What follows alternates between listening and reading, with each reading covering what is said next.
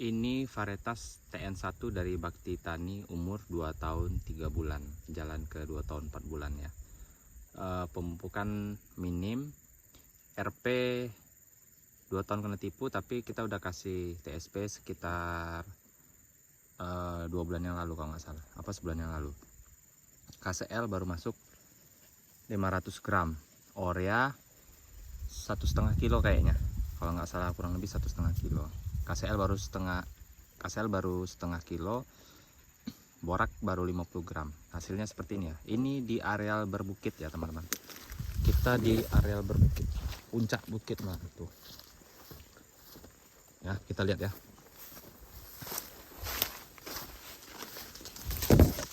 Nah, buahnya besar-besar. Buahnya besar-besar, buahnya keliling ya teman-teman ya. Batangnya besar. Nah, saya untuk TN1 ini kurang lebih punya sekitar 160-an batang ya. Jadi bukan satu batang ya.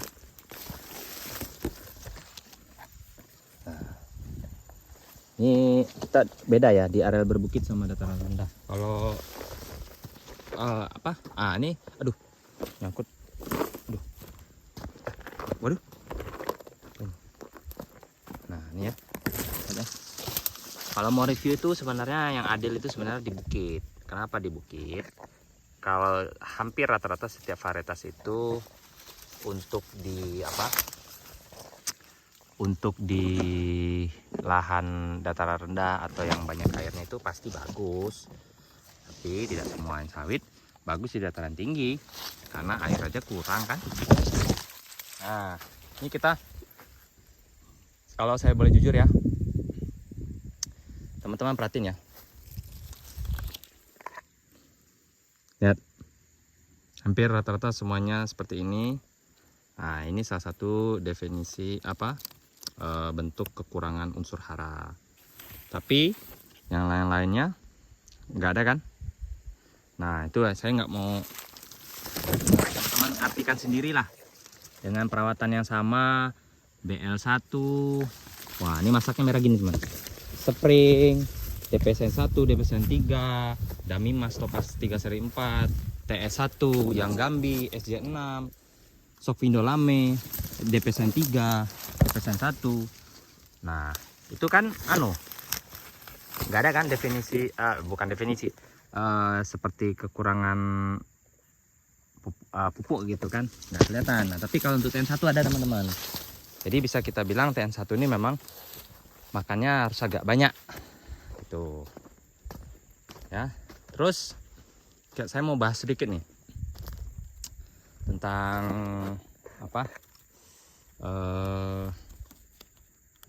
nah tuh apa yang ngomongnya. Ini kita bukit, kalau mau bawah tuh ke situ.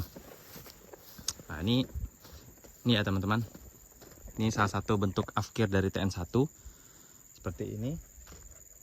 Jadi ini saya kasih tanda ini teman-teman. Nah, nanti ini mau dibuang teman-teman. Nah, jadi TN1 ini ya, lihat ya. Nah, ya memang jujur aja, saya ngomong jujur kok. Ini pupuknya juga saya kurang gitu nah. Memang ngasihnya kurang jauh di bawah perusahaan, tapi di varietas lain itu nggak ada kayak gini. Ini nggak ada, ini ada. Cuman memang buahnya besar-besar teman-teman. Kita lihat ya. Nah, saya mau tuh malah ada busuk malahan. Tuh. Nah, saya mau dikit nih ya. Jadi ini ya. Nah, ini lihat bagian. Tuh. Nah, jadi kalau saya boleh cerita ya, untuk sawit yang lambat meninggi itu teman-teman, atau kita artikan yang buahnya besar-besar, ini kayak gini, ini besar nih. Tuh, besar itu teman-teman. Tuh lihat ya. Nah, besar ini sebenarnya ya, lebih besar daripada helm nih. Nah, kalau menurut saya ya, Kalau yang pertumbuhan lambatnya itu maksudnya varietas dengan pertumbuhan pertumbuhan lambat meningginya itu lambat, itu sebenarnya ada kalau menurut saya ya teman-teman ya, ada kekurangannya teman-teman. Kekurangannya apa? Biasanya kalau yang lambat meninggi itu artinya biasanya buah itu lambat masaknya teman-teman, tapi sekali masak buahnya besar. Kenapa bisa seperti itu? Karena gini, sawit itu setiap dia mengeluarkan pelepah baru ya, calon buahnya, nah ini bisa-bisa afkir nih teman-teman. Ini aja kelewat sama saya, ini kayaknya afkir nih. Kalau kita lihat dari ininya tuh, lihat dia nggak mau ngebuka, itu aja saya masih kelewat tuh. Sampai teman, oh ya, setiap nih ya, kita ini aja, setiap turun buah ini kan gini. Nah, jadi muncul pelepah pasti muncul buah. Contoh ya, satu ini buah, satu ini pelepah, yang ini muncul, buah ini muncul, pelepah ini muncul, buah ini muncul, pelepah yang ini muncul, buah yang ini muncul. Nih lihat nih, tuh ini buah, ini bukan bunga jantan, bukan. Bentar. Nah nih tuh, nanti ini muncul buah situ. Aduh, ada nampak, kelihatan nggak? Kelihatan nggak? Nah kelihatan nggak dompet buah? Nah itu dompet buah tuh. Nah, ini juga dompet buah. Nah ini dompet buah nih. Nih dompet buah, bukan bunga jantan. Nah itu sudah jadi buah, malah mau jadi buah malah yang ini. Nah itu kalau menurut saya ya. Kalau varietas yang lambat meninggi itu biasanya buahnya lambat masaknya. Makanya dia lambat meninggi. Karena kenapa? Nggak bakal ada habis ini kita panen, buahnya muncul lagi di sini tuh nggak bakal ada. Jadi yang betul itu muncul buah, muncul pelepah, muncul buah, muncul pelepah. Nah, biasanya kalau pasti musim trek itu biasanya agak lama. Agak lama treknya teman-teman. Dan yang kedua, kalau varietas yang lambat meninggi ini, itu sebenarnya selera ya. Varietas lambat meninggi itu biasanya buahnya besar-besar, kayak Dampi, TN1, Seu Supreme. Buahnya besar-besar.